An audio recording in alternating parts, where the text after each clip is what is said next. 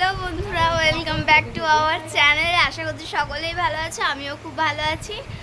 তো আজকে তোমাদের সাথে একটা রেসিপি শেয়ার করব। রেসিপি আমার যেটা সব থেকে ভালো লাগে, আমি ওটা খুব পছন্দ করি, ফুচকা।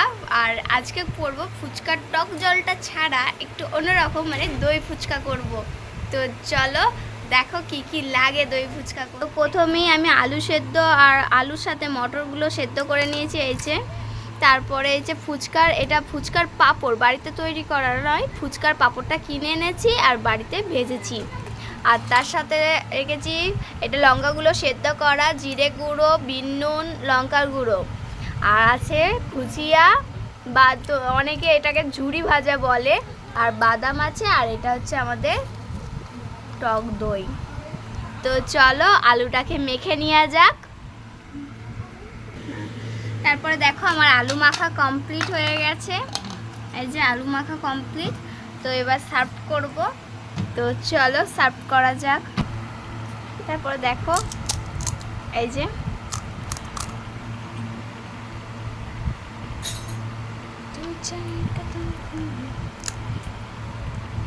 তো সব আলু দিয়ে দেবো। তো আলু দেওয়া যাক।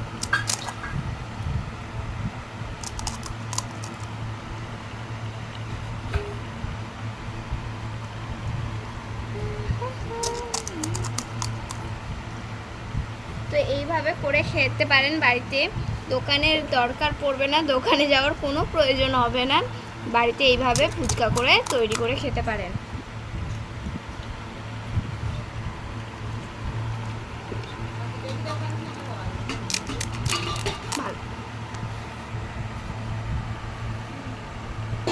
তো এই যে এভাবে ভাগ করবেন আর এরকম আলু দিয়ে দেবেন।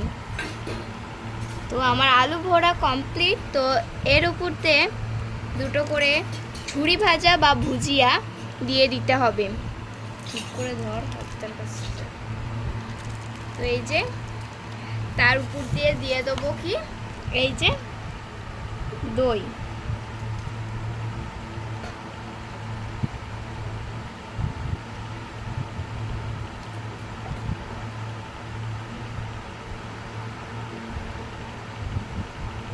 উপর দিয়ে দই ছড়িয়ে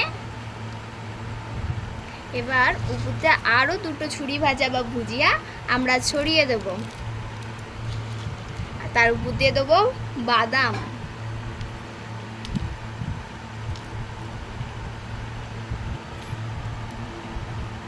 তো এইভাবে একবার করে খেয়ে দেখবেন বাড়িতে, জাস্ট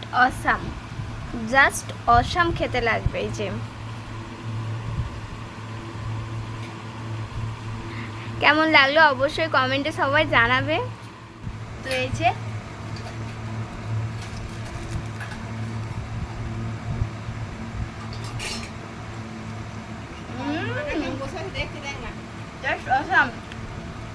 আমি এটাকে পুরোটা একবারে খেতে পারলাম না, এতটাই বড়।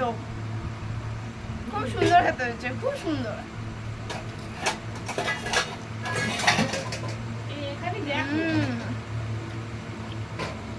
কোনটা নেবে? এটা কেমন খেতে হয়েছে? ভালো, দারুণ। তো আমাদের ফুচকা তো মিশন সাকসেসফুল হয়ে গেছে, দই ফুচকা। তো সবার কাছে যদি ভালো লাগে অবশ্যই কমেন্টে জানাবেন। আর যদি আরও কোনো রেসিপি দেখতে চান তো অবশ্যই কমেন্টে জানাবে কেমন লেগেছে সবার কাছে। আর ভালো লাগলে অবশ্যই লাইক কমেন্ট শেয়ার করতে ভুলবেন না। তো টাটা, বাই বাই।